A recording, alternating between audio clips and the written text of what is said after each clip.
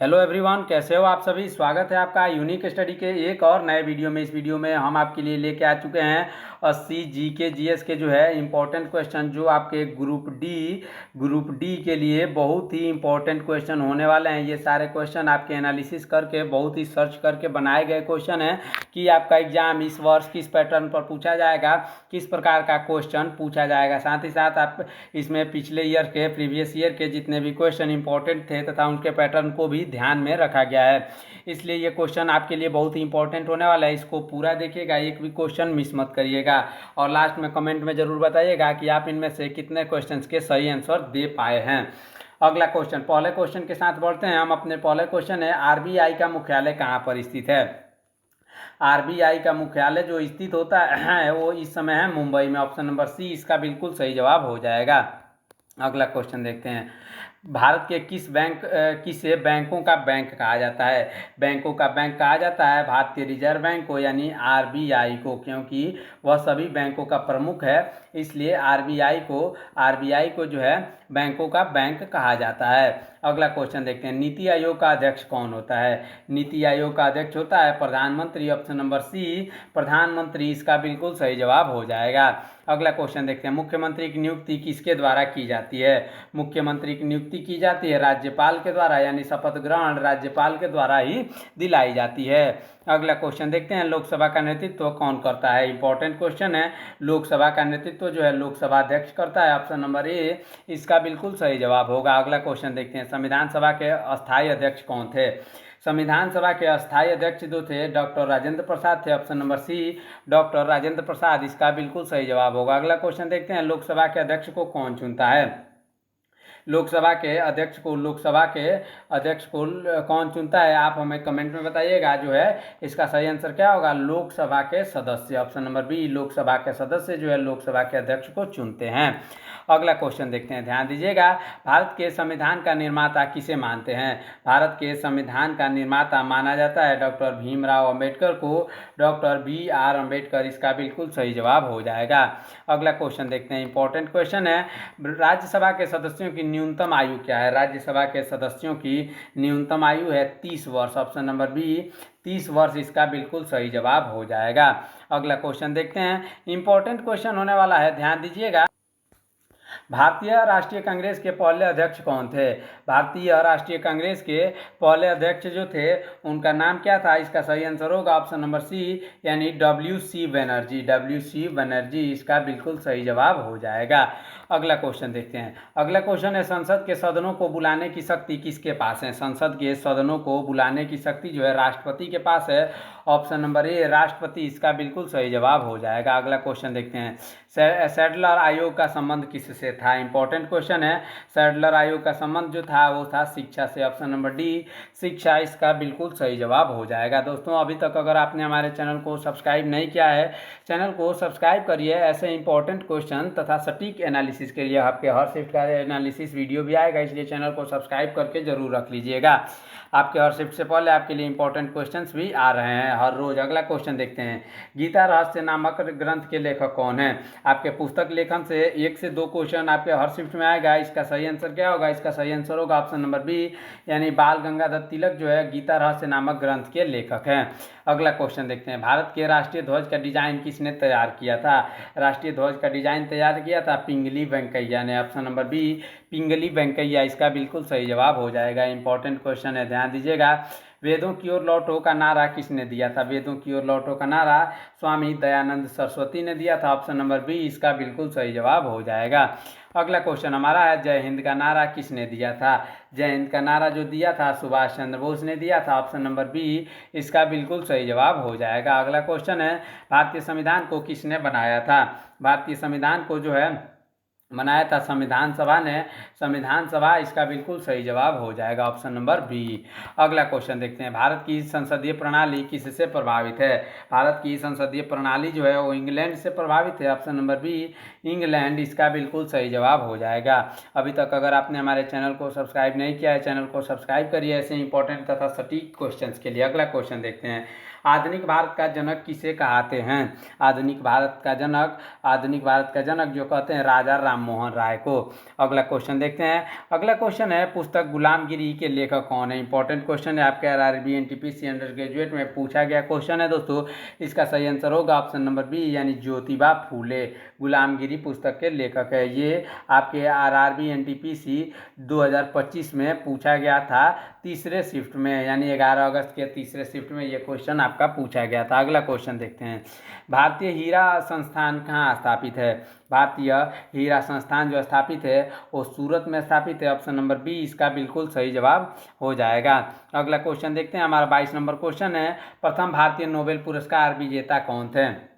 इसका सही answer option number B यानी रविंद्रनाथ टैगोर थे, जिन्हें राष्ट्रगान यानी जनगण मन के लिए उन्हें ये पुरस्कार दिया गया था। अगला क्वेश्चन देखते हैं। कौन सी घटना महाराष्ट्र में घटित हुई थी? महाराष्ट्र में कौन सी घटना घटित हुई थी? इसका सही आंसर होगा ऑप्शन नंबर ए यानी भील विद्रोह। भील विद्रोह जो है वो महाराष्ट्र में घटित हुई एक घटना है। अगला क्वेश्चन देखते हैं। हम्पी का खुला संग्रहालय किस राज्य में स्थित है? हम्पी का खुला संग्रहालय जो स्थित है किस राज्य में? इसका सही आंसर होगा ऑप्शन नंबर ए यानी कर्नाटक। कर्नाटक इसका बिल्कुल सही जवाब हो जाएगा। अगला क्वेश्चन यानी 25 नंबर क्वेश्चन देखते हैं।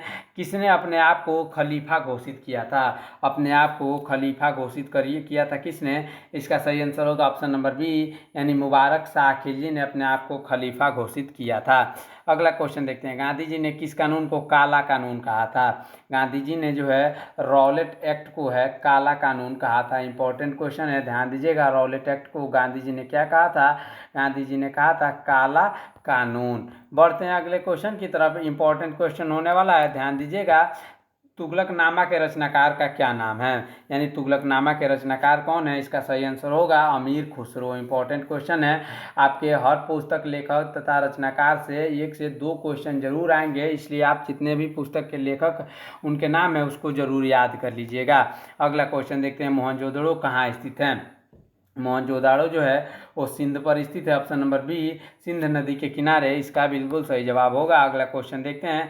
भारत के मुस्लिम राज्य का संस्थापक किसे माना जाता है? इसका सही आंसर होगा ऑप्शन नंबर ए यानी मोहम्मद गौरी को भारत में मुस्लिम राज्य का संस्थापक माना जाता है। अगला क्वेश्चन देखते हैं। गायत्री मंत्र की रचना किसने की थी? गायत्री मंत्र की रचना की थी विश्वामित्र ने। विश्वामित्र इसका बिल्कुल सही जवाब हो जाएगा। अगला क्वेश्चन देखते हैं। खजुराहो स्थित मंदिर का निर्माण किसने किया था? खजुराहो स्थित मंदिर का निर्माण चंदेल राजपूत ने किया था। ऑप्शन नंबर डी इसका बिल्कुल सही जवाब हो जाएगा।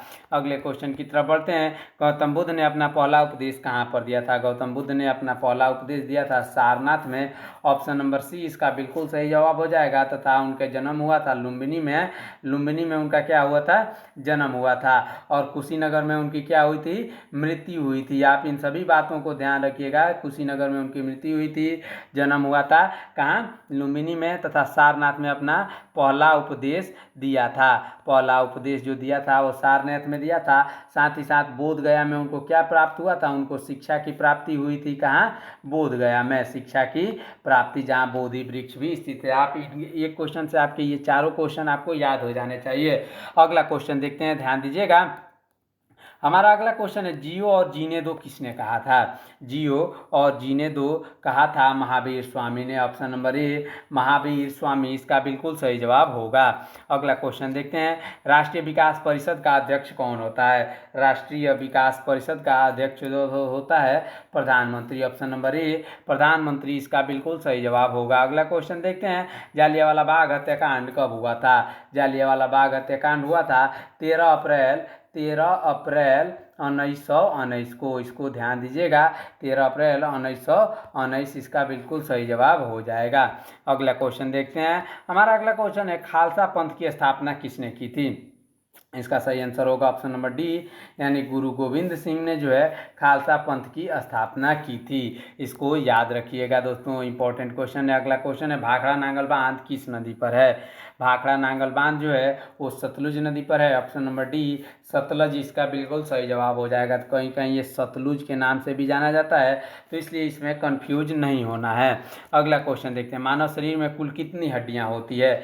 मानव शरीर में कुल 206 हड्डियां होती हैं। ऑप्शन नंबर ए इसका बिल्कुल सही जवाब हो जाएगा। साथ ही साथ आपको ये जानना भी जरूरी है, एक नवजात शिशु जो होता है उसके शरीर में कितनी हड्डियां होती है? उसके शरीर में कुल 300 हड्डियां होती है। जो अभी अभी जन्मा जो बच्चा होता है उसमें 300 हड्डियां होती है, जो बाद में आपस में जुटकर 206 ही बन जाती हैं।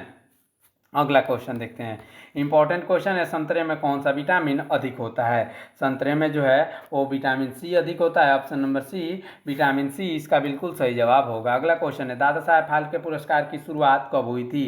दादा साहब फाल्के पुरस्कार की शुरुआत 1969 में हुई थी, 1969 में हुई थी, जो कि दादा साहब फाल्के पुरस्कार फिल्मों से संबंधित एक पुरस्कार हैं। किससे? फिल्मों से संबंधित ये पुरस्कार है, इसको आप ध्यान में रखिएगा। अगला क्वेश्चन देखते हैं, दूध की शुद्धता किस यंत्र से नापी जाती है? दूध की शुद्धता नापी जाती है किससे? ऑप्शन नंबर बी यानी लैक्टोमीटर से। ऑप्शन नंबर बी इसका बिल्कुल सही जवाब हो जाएगा।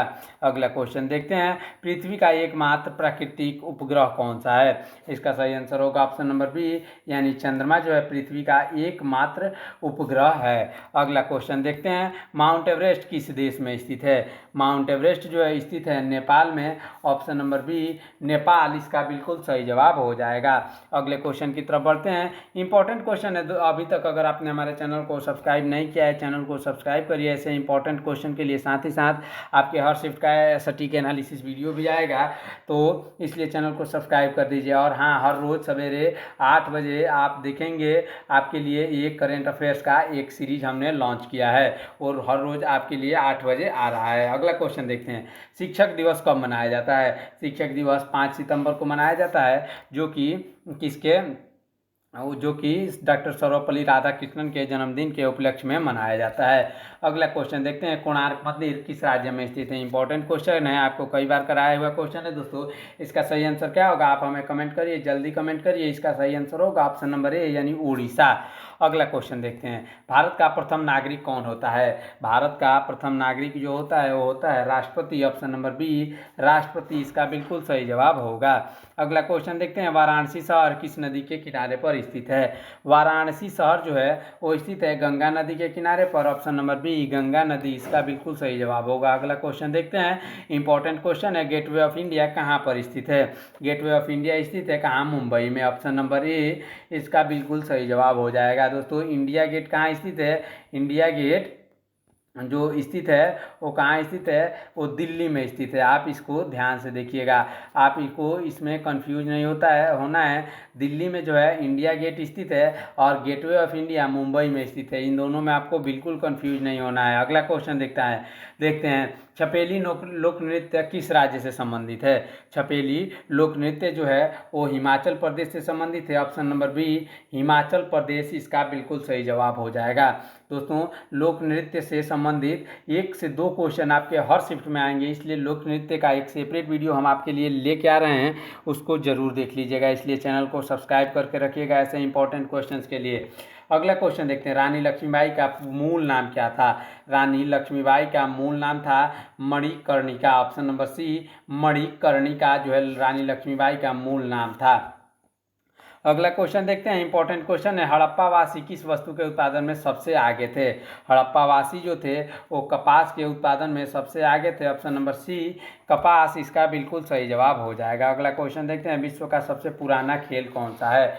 विश्व का सबसे पुराना खेल जो है वो पोलो है। ऑप्शन नंबर बी पोलो इसका बिल्कुल सही जवाब हो जाएगा। आप अगला क्वेश्चन देखते हैं, दिल्ली से सब पहले भारत की राजधानी कहाँ थी? दिल्ली से पहले भारत की राजधानी जो थी कोलकाता थी। ऑप्शन नंबर डी कोलकाता इसका बिल्कुल सही जवाब हो जाएगा। अगला क्वेश्चन देखते हैं, इसका सही आंसर जो है कोलकाता हो जाएगा। अगला क्वेश्चन है हमारा, महाराष्ट्र राज्य की राजधानी क्या है? महाराष्ट्र राज्य की राजधानी है Mumbai. Option number B Mumbai इसका बिल्कुल सही जवाब हो जाएगा। अगला क्वेश्चन देखते हैं, लखनऊ किस नदी के किनारे पर स्थित है? लखनऊ जो स्थित है गोमती नदी के किनारे पर स्थित है। ऑप्शन नंबर डी गोमती नदी इसका बिल्कुल सही जवाब हो जाएगा। आप हमें कमेंट में बताइएगा कि आगरा जो ताजमहल है वो किस नदी के किनारे पर स्थित है? कौन? ताजमहल। इसका आप हमें कमेंट में बताइएगा। अगला क्वेश्चन देखते हैं, ध्यान दीजिएगा, इंपॉर्टेंट क्वेश्चन है, भारत की राष्ट्रीय मिठाई का नाम क्या है? भारत की राष्ट्रीय मिठाई जो है वो जलेबी है। ऑप्शन नंबर डी जलेबी इसका बिल्कुल सही जवाब हो जाएगा। अगला क्वेश्चन देखते हैं, संयुक्त राज्य अमेरिका का राष्ट्रीय खेल क्या है? संयुक्त राज्य अमेरिका का राष्ट्रीय खेल है baseball. Option number B baseball इसका बिल्कुल सही जवाब हो जाएगा। अभी तक अगर आपने हमारे चैनल को सब्सक्राइब नहीं किया है, चैनल को सब्सक्राइब करिएगा ऐसे इंपॉर्टेंट तथा सटीक क्वेश्चंस के लिए। साथ ही साथ आपका हर रोज सवेरे 8 बजे आपके लिए जो है करंट अफेयर्स का एक सेशन आ रहा है, उसको भी जरूर देख लीजिएगा।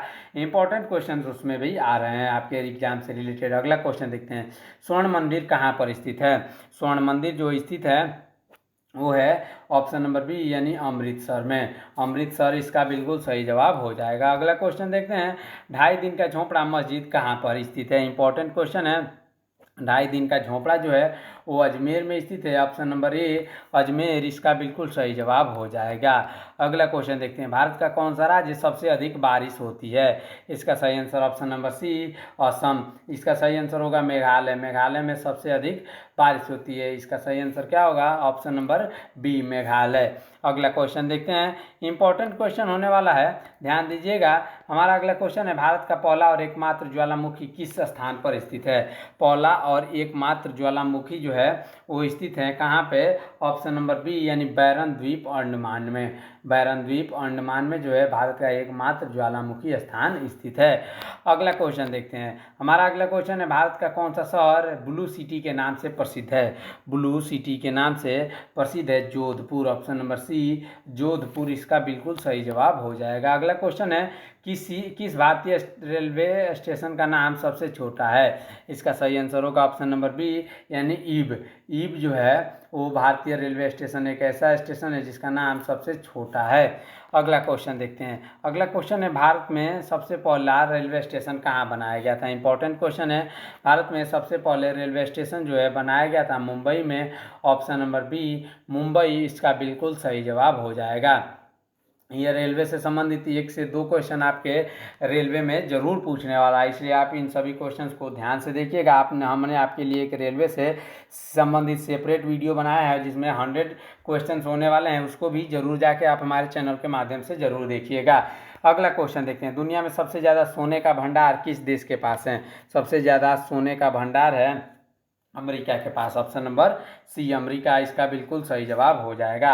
अगला क्वेश्चन देखते हैं, हमारा अगला क्वेश्चन है, कौन सा ऐसा देश है जहां एक भी नदी नहीं होने के बावजूद दुनिया के सबसे अमीर देशों में गिना जाता है? इसका सही आंसर होगा ऑप्शन नंबर ए यानी कतर। कतर में एक भी नदी नहीं है। अगला क्वेश्चन देखते हैं, ध्यान दीजिएगा, किस देश के झंडे का रंग एक समय पर केवल एक ही था और उसमें कोई भी डिजाइन नहीं था? इसका सही आंसर ऑप्शन नंबर बी यानी लीबिया हो जाएगा। लीबिया का झंडे का कलर एक समय पर केवल एक ही था, उसमें कोई डिजाइन भी नहीं था। अगला क्वेश्चन देखते हैं, विश्व की सबसे लंबी सड़क सुरंग कहाँ पर स्थित है? इसका सही आंसर ऑप्शन नंबर सी यानी नॉर्वे हो जाएगा। नॉर्वे जो है विश्व की सबसे लंबी सड़क सुरंग स्थित है नॉर्वे में। अगला क्वेश्चन देखते हैं, कौन सा ऐसा देश है जहाँ एक भी मच्छर नहीं पाए जाते हैं? इंपॉर्टेंट क्वेश्चन है, एक भी मच्छर कहाँ नहीं पाए जाते हैं? इसका सही आंसर होगा ऑप्शन नंबर ए आइसलैंड। अगला क्वेश्चन देखते हैं, हमारा अगला क्वेश्चन है, विश्व का सबसे पुराना ज्ञात विश्वविद्यालय कौन सा है? विश्व का सबसे पुराना ज्ञात विश्वविद्यालय है Takshashila. Option number B Takshashila इसका बिल्कुल सही जवाब हो जाएगा। आप हमें कमेंट में बताइएगा तक्षशिला किस राज्य में स्थित है, कमेंट जरूर करिएगा दोस्तों। अगला क्वेश्चन देखते हैं, भारत का सबसे पुराना जीवित शहर कौन सा है? भारत का सबसे पुराना जीवित शहर वाराणसी है, जिसे हम बनारस के नाम से भी जानते हैं। अगला क्वेश्चन देखते हैं, विश्व की पहली लिखित भाषा कौन सी थी। विश्व की सबसे पहली लिखित भाषा जो थी वो सुमेरियन थे। ऑप्शन नंबर बी सुमेरियन इसका बिल्कुल सही जवाब होगा। अगला क्वेश्चन देखते हैं, ऐसा कौन सा देश है जो पूरी तरह से जंगलों से घिरा हुआ है? पूरी तरह से जंगलों से घिरा हुआ देश है Suriname. Option number B Suriname जो है पूरी तरह से जंगलों से घिरा हुआ देश है। अभी तक अगर आपने हमारे चैनल को सब्सक्राइब नहीं किया है तो चैनल को सब्सक्राइब जरूर कर दीजिएगा। अगला क्वेश्चन देखते हैं, विश्व की सबसे पुरानी ज्ञात मूर्ति कौन सी है? विश्व की सबसे पुरानी ज्ञात मूर्ति जो है वीनस ऑफ होलेफेल्स है। Option number B Venus of Hohle Fels हो जाएगा। अगला क्वेश्चन देखते हैं, भारत की सबसे पुरानी मौजूदा संसद सीट कौन सी है? मौजूदा संसद सीट जो है वो है Chengalpattu. Option number D Chengalpattu इसका बिल्कुल सही जवाब हो जाएगा। अगला क्वेश्चन देखते हैं, भारत की सबसे पहली डाक सेवा कहाँ शुरू की गई थी? इसका सही आंसर होगा ऑप्शन नंबर बी यानी कोलकाता में जो है सबसे पहले डाक सेवा शुरू की गई थी। अगला क्वेश्चन देखते हैं, इंपॉर्टेंट क्वेश्चन है, भारत का पहला मानव युक्त अंतरिक्ष मिशन कौन सा होगा? इसका सही आंसर होगा ऑप्शन नंबर बी यानी गगनयान जो है भारत का मानव युक्त अंतरिक्ष मिशन होने वाला है। अगला क्वेश्चन देखते हैं, भारत का पहला स्मार्ट सिटी कौन सा था?